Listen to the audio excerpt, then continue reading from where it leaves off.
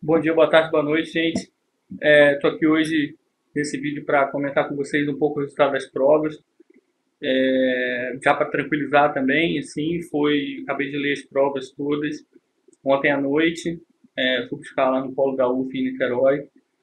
Foi um resultado, assim, que até me agradou bastante, no sentido de perceber que vocês entenderam, compreenderam e consolidaram um pouco aqueles conhecimentos das primeiras aulas, principalmente sobre oralidade e sobre as diversas representações da mulher na literatura africana de língua portuguesa.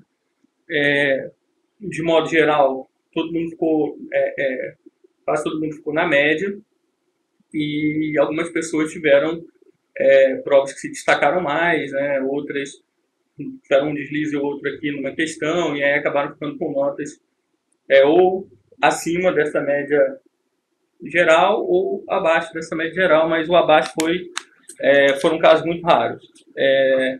Acho importante dizer, assim, destacar algumas coisas que eu percebi corrigindo as provas. A primeira coisa é a seguinte: houve uma confusão muito grande por parte de algumas pessoas com relação às culturas ágrafas, o que seria uma cultura ágrafa. E isso acabou acarretando, às vezes, uma diminuição do valor de uma questão na resposta por conta dessa confusão. Eu cheguei a dizer num vídeo anteriormente, até durante até no caderno didático, se não me engano, que um dos grandes erros, um dos grandes problemas, né, dos portugueses foi pensar que as culturas africanas, dos lugares que eles estavam dominando, colonizando, eram ágrafas, e impor a língua portuguesa como uma forma de civilizar o gentil, o nativo, ignorando assim as línguas locais consecutivamente toda a tradição oral que ali já residia, né? E algumas pessoas confundiram isso com o próprio termo, às vezes, né, dizendo que os portugueses trouxeram uma cultura ágrafa para os nativos, né, entre aspas, aí, os nativos. Então já era uma confusão total, né, que a gente tem que tomar cuidado quando vai escrever uma coisa ou falar uma coisa dessa. Eles não trouxeram uma cultura ágrafa, pelo contrário, eles trouxeram a grafia e tentaram aí, de certa maneira, impor essa grafia por acreditar que aquelas culturas eram totalmente ágrafas. Outra questão que aconteceu com relação a isso foi algumas pessoas que afirmaram total ou parcialmente que eram culturas ágrafas, e na verdade não eram. A gente já discutiu isso lá no início do curso. Talvez não houvesse ali estabelecido uma escrita como nós conhecemos, como os portugueses a conheciam na época, mas havia uma comunicação por sinais, por símbolos desenhados ou mesmo escritos que antecede a chegada dos portugueses. Então, esse contato com o Ocidente. Então, é muito irresponsável, às vezes, a gente dizer que afirmar assim que eram realmente culturas ágrafas, eram praticamente culturas ágrafas. Acho que não é primeiro que eu acho que não era o caso mesmo. Então, essa é a primeira coisa que eu chamo a atenção na primeira questão. No geral, vocês conseguiram articular bem aí o texto do Rampatebá e do Manuel Rui. Isso foi bem bacana, assim, a maioria das questões aí, né, que eu corrigi, tinha essa articulação boa que o enunciado solicitava, e principalmente porque, algumas pessoas em específico conseguiram equilibrar bem essas citações, porque a ideia do Rampatebá parte para a questão do tradicional, né, e de construção de uma cultura oral por conta da valorização da palavra dos povos africanos, pelos povos africanos, e então ele está trabalhando com uma ideia radical no sentido de inicial, né, pensar radical no sentido da composição da palavra, não do radical do extremista, né? E o Manuel Rui já está trabalhando com uma ideia pós esse primeiro conceito, que já compreendo que a oralidade tem essa importância nas literaturas africanas, e então meu papel agora, como escritor e como intelectual desse momento em que a gente está lutando pela independência, o meu momento agora é de utilizar essa oralidade para minar a grande arma que o cultural colonizador trouxe, que foi a sua língua, e transformar essa língua portuguesa, essa língua do colonizador, em uma língua que eu posso dizer que é minha, principalmente uma língua literária que eu posso dizer que é minha, a partir do momento que eu mino o texto do colonizador com o meu texto, que é o texto oral por excelência. Então, algumas pessoas conseguiram fazer esse paralelo, mostrar que eram pensamentos complementares, na verdade, não pensamentos iguais, mas complementares, e essas pessoas, logicamente, tiveram uma avaliação um pouco maior na questão 1. Já quanto à questão 2, eu fiquei muito feliz, principalmente com a recuperação dos textos das aulas, que se concentraram basicamente em Gamuturi e O Segredo da Morta. Houve também uma ou duas citações de A Menina Vitória, mas muito poucas. E principalmente gostei muito da consistência com que vocês comentaram o poema Negra, da Noêmia de Souza, que já foi aí também um presente de Páscoa adiantado do professor, né? Porque a gente tinha discutido esse poema num fórum que foi pontuado, então, que teve uma apresentação, um balanço, depois da nossa tutora à distância, Luciana, comentando um pouco das postagens de vocês. Então, eu acho que foi importante, quem participou do fórum, e aí eu volto a dizer, vocês estão um pouco sumidos da plataforma, estão um pouco sumidos da sala de aula, apareçam na sala de aula, porque o nosso conteúdo de prova não é estritamente ligado ao caderno didático, ele também está sendo discutido constantemente na sala de aula virtual. Então, volto a dizer isso para vocês, para a gente poder voltar a ter essa cultura que a gente tinha no início. Nas primeiras aulas eu tinha uma presença muito grande de vocês, e hoje isso tem diminuído consideravelmente. Então, pedir para vocês aí esse retorno, até porque as provas e os trabalhos acabam sendo muito direcionados para esse convívio na sala de aula virtual.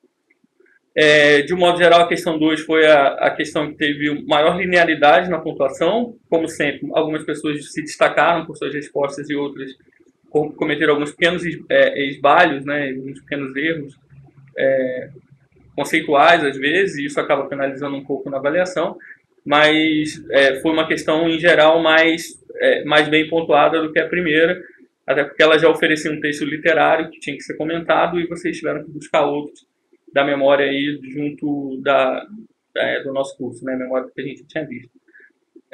De um modo geral, então, essa questão trouxe o tema central do nosso curso, que era a representação da mulher e a sua relação com a terra.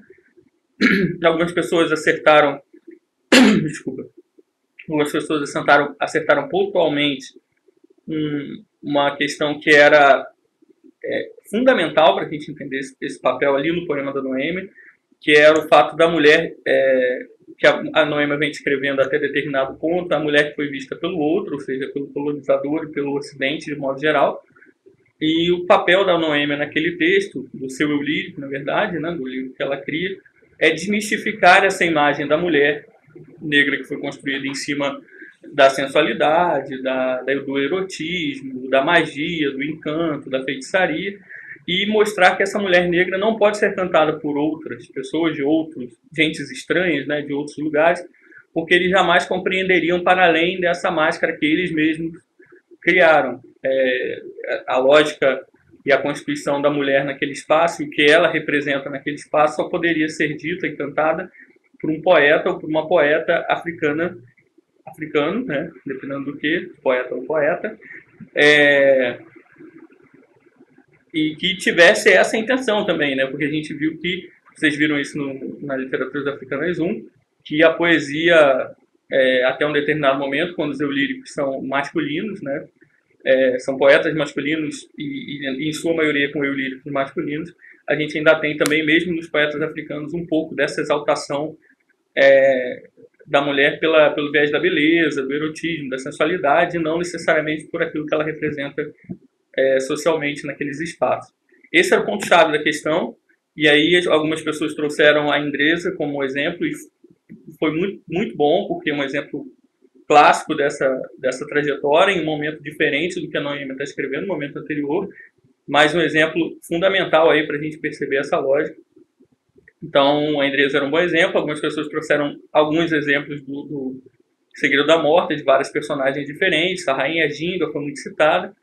E se não me engano, duas ou três pessoas, ou uma ou duas pessoas, trouxeram a Menina Vitória como o contrário disso, como a mulher do local que, na verdade, quer ser a mulher europeia. E aí trouxeram isso pela estética do conflito, foi bem interessante também. Então essa questão, de modo geral, foi a questão que teve mais, e que a turma, como um todo, assim, na regra, teve mais êxito, porque foi uma questão que a gente discutiu muito ao longo do curso, em fóruns, e principalmente num fórum que já tinha esse poema da Noêmia. Eu queria até perceber um pouco isso, valorizar um pouco a participação de quem está indo na sala de aula virtual, e tive uma resposta muito boa de vocês e estou bastante feliz. Eu tenho que lançar as notas até sábado, dia 4. Vou tentar fazer isso amanhã. Ainda quero conversar com a Luciana, que é a nossa tutora, para deixar isso um pouco mais amarrado, mas acredito que, quanto à nota da AP1, ninguém vai ter grandes problemas. Talvez um ou outro tenha ficado com uma nota um pouco mais baixa com relação aos demais, mas isso é, pelo que eu vejo, assim, por como a gente está construindo esse curso, acredito que seja amplamente reversível, caso ocorra, né, que seja amplamente reversível no segundo bimestre, principalmente, né, na segunda prova, na AP2, né, não no segundo bimestre, a gente está no curso universitário, mas principalmente se houver essa maior participação no espaço da sala de aula virtual. Então, gente, queria dar esse recado para vocês hoje, para vocês ficarem um pouco mais tranquilos. Eu também já fui aluno, sei como é essa apreensão quando a gente faz uma avaliação e fica esperando o resultado, né? E o professor nunca traz, diz que não corrigiu, esqueceu. E eu já dei essa olhada, já fiz umas anotações, fiz uma primeira correção.